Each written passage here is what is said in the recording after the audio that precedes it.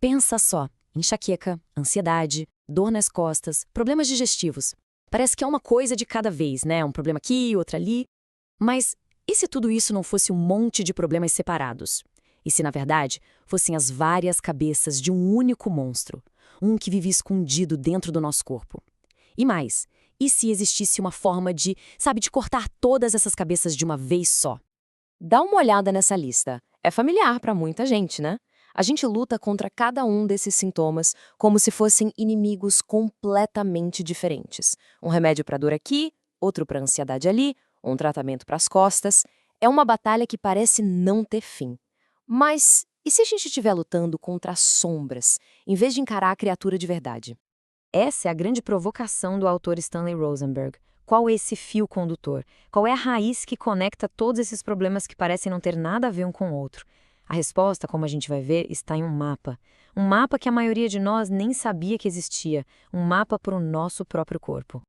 Então, nesta análise, a gente vai tentar decifrar esse mistério. Primeiro, vamos entender quem é essa hidra e por que parece que estamos usando o mapa errado. Depois, vamos descobrir o mapa certo, os 3 estados do nosso sistema nervoso e um exercício bem simples que pode ser a chave para tudo isso. A forma como a gente lida com esses problemas hoje em dia lembra muito a luta do Hércules contra a Hidra. Cortamos uma cabeça, tipo a enxaqueca com um analgésico, e de repente surgem outras duas, como tensão no pescoço e problemas de estômago. É uma luta que cansa e, lá no fundo, muita gente sente que não está chegando na raiz do problema, né? E isso nos leva a uma ideia bem radical. E se o problema não for que nosso corpo está quebrado de 1000 jeitos diferentes? E se o problema for, na verdade, a nossa compreensão? E se a gente estivesse simplesmente usando o mapa errado para navegar pela nossa própria saúde? Essa analogia é perfeita. A gente pode ter a melhor das intenções, seguir todos os conselhos, tomar os remédios, mas se o nosso mapa principal estiver errado, a gente continua perdido, fica andando em círculos sem nunca chegar no destino, que é o bem-estar.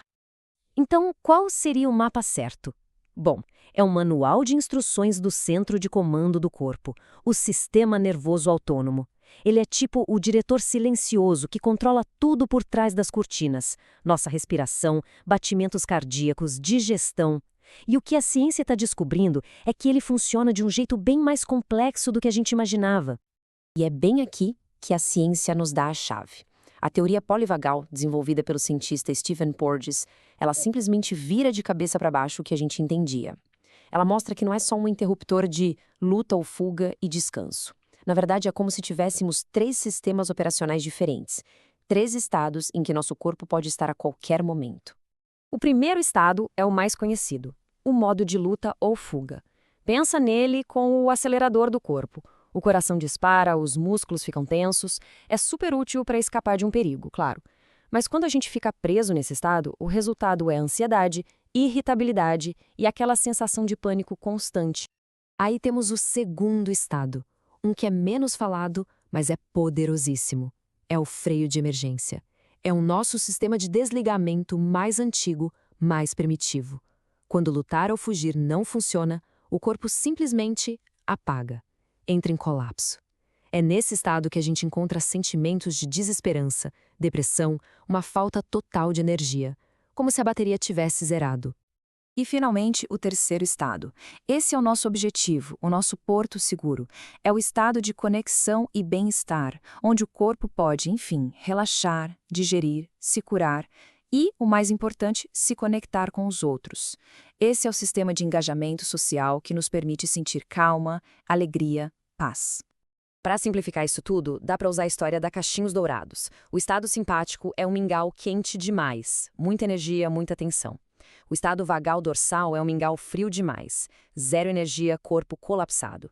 Já o estado vagal ventral, esse é um mingau na medida certa, calma, conexão, prontidão para a vida. Ok, tudo isso é muito interessante, mas aí vem a pergunta de $1 milhão.